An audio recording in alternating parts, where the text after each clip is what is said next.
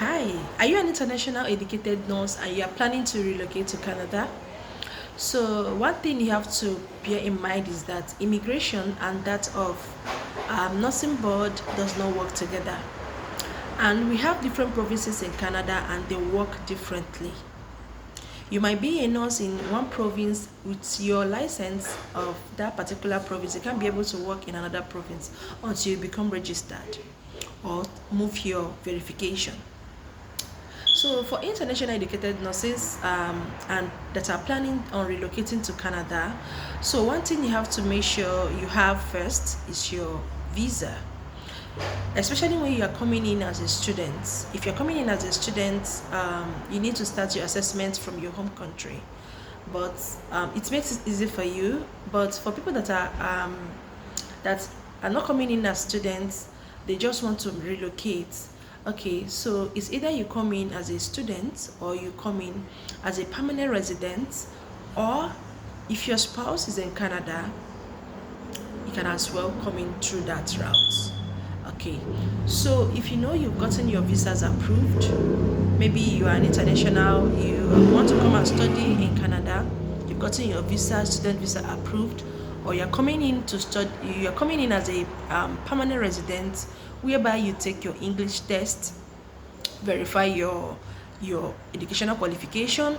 But mind you, for people that are diploma in nursing, have to use ICAS, okay?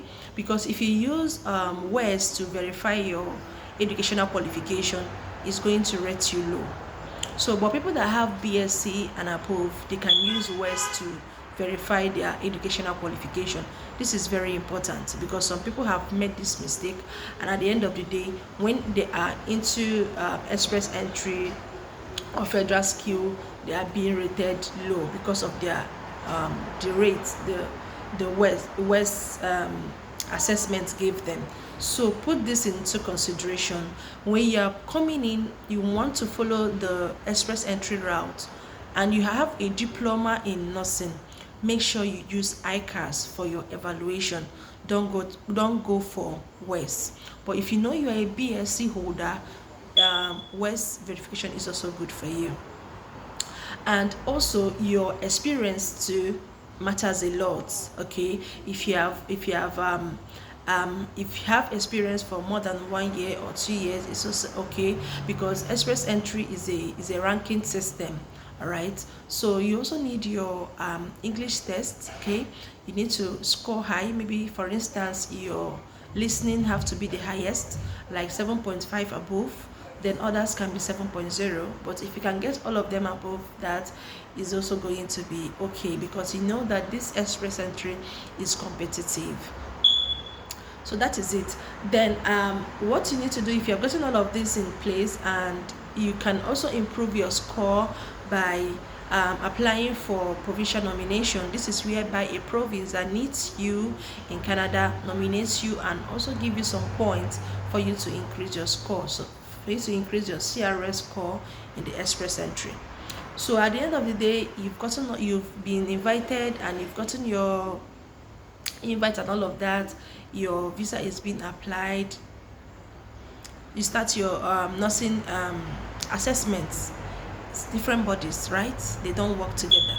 Don't think that when you get your visa you can become a nurse. Don't think that when you have gotten your assessment you can become a nurse. No, they are different bodies. So now, firstly, when you've gotten your visa approved, you have to start applying for NNS. NNS is National Nursing Assessment Services. They are the body that assess international educated nurses who wants to relocate to Canada, or in Canada that wants to become licensed or registered in Canada. So when they do this, firstly, what you need to do if you want to start with them is that you open an application with them. When you open an application with them, you are going to answer some personal details and information. So if you want your application to move forward to the next level, you have to make payments about 650 US dollars, not in Canadian dollars, because this particular body is located in the US. Okay, so if you have paid your money, they would open a portal whereby you are going to generate about 3 forms. One of these forms will be going to your employers. The second form will be going to your school, and the third form will be going to the nursing license in your country. Okay, so if you're coming in as a student, please make sure you start this process, especially when you are a registered nurse in your country. Why it's going to help you is that you're going to be making calls to tell your schools what and what that is needed. You need to explain to them, because if any of them are not well filled, you're going to miss some points, and the more you're missing points, they can tell you to go for bridging courses, right? Because they will tell you that, okay, you are lacking in so place, you are this, you are that. So you need to work hand in hand with your exams and records in your school. Okay, you need to study the form very well and know what and what was there. For instance, when I was doing my some of the things that were taught, I knew that it was taught, but that our exams and records weren't. I don't know, maybe he didn't see. So I have to tell him, look at what this was taught, and this was. So he has to make more investigation, and before you know it, he realized that it was taught. Okay, so in this school part now, you have to work hand in hand with them, and you're going to do 2 things in your school. You're going to generate your transcripts. It's going to be in hard copy.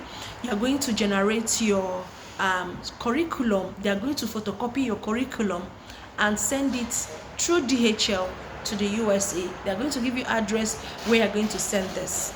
So when you're paying your school for your transcript and your curriculum, make sure they are filling it very well, and it has hours it was taught, this and that. Okay, so after they have done all those things, they need to stamp on it and send it, package it very well with your school is going to be they are going to have the address that, yes, they are the one that are sending it, so they are going to webbill it to the US.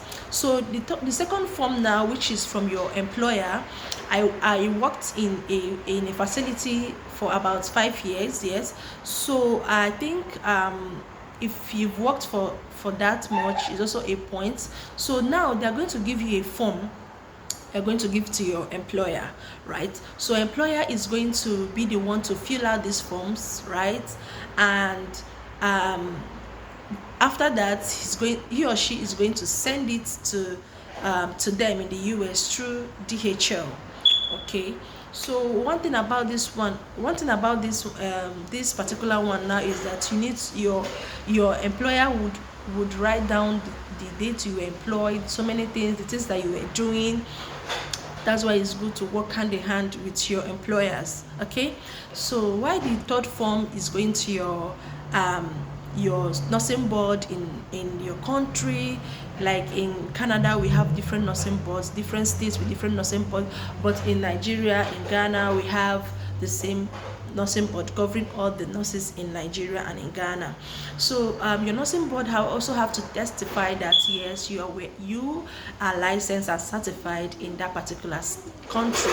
So for Nigeria now, they have Canada and Nigeria, they have a way they support themselves. For now, for this part now, you're not going to use DHL. So what you need to do is that you have to pay for your verification in Nigeria, so that they can be able to send your proof to the nursing, to NNS. We are still in NNS, so all those things now are going to NNS. So after all those things are done, your school have sent their file, your employer has sent their file, and the nursing board too has also sent theirs. At the end of the day, they are going to be informing you when your documents are coming. They are going to be sending you emails, and they are going to assign one person that will be the one to be sending you emails, telling you the next step, what you need to do next, and all of that. Okay, so it's not all that stressful. So after that, they have gotten all those requirements. They are going to assess you. After maybe for 1 week, they've gotten all those assessments. They are going to assess you, and they have to send the report to the province of your choice. I chose Ontario. So after this process, they are going to send my report to Ontario. And remember, if you are a diploma nurse, you are moving to Ontario, you you need them to assess you for LPN. And if you're a BSc nurse, you need for them to assess you for LPN and also for RN. So it's best for you to, even if you have a diploma in nursing, it's also best for you to pay for those two. Okay, pay for RN, let them assess you as an RN, let them assess you as LPN, because one day you'll be moving out from that particular province. Even if they assess you as LPN and you are comparable to LPN in Canada, and at the end of the day you don't want to work in Ontario again, you want to move to another province, and that province you are moving to, you are eligible to be RON. Okay, so that is why it's good, if they are making all those assessments, make sure you put the two, LPN and RN. Okay, so after this thing has been done, they are going to generate 3 results from there. It's either you are comparable to RN, or you are comparable to LPN, or you are somewhat comparable to LPN, or somewhat comparable to RN, or not comparable. If you are not comparable in Ontario, it means you are going for bridging courses. If you are somewhat comparable in Ontario, you will be able or eligible to write the board exam, which is the NCLEX. Okay, so that is the three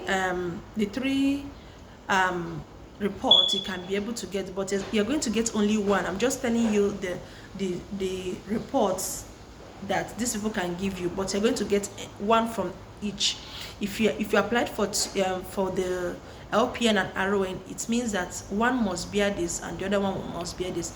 If you apply for 2, for instance, it might be that you have LPN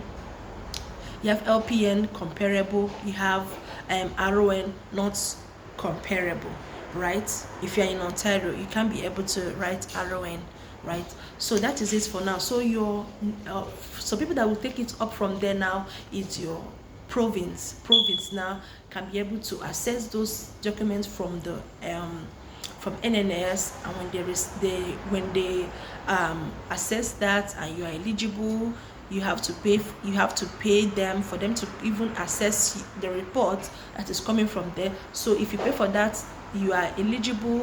You write their NCLEX, you write some of the other things that you need to write, such as jurisprudence,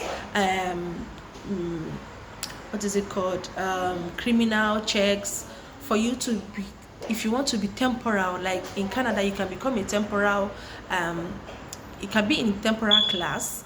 If you have done all those processes from NNS to criminal checks, doing your your jurisprudence, you can be in temporal class. What it means is that you can work as RON, you can work as LPM, but you will be under supervision. Okay, you are not fully a nurse, because if you have not written your IELTS, if you have not eaten your NCLEX, and you have not paid for membership after you passed, you are not a nurse. Okay, you don't call yourself a nurse in Canada.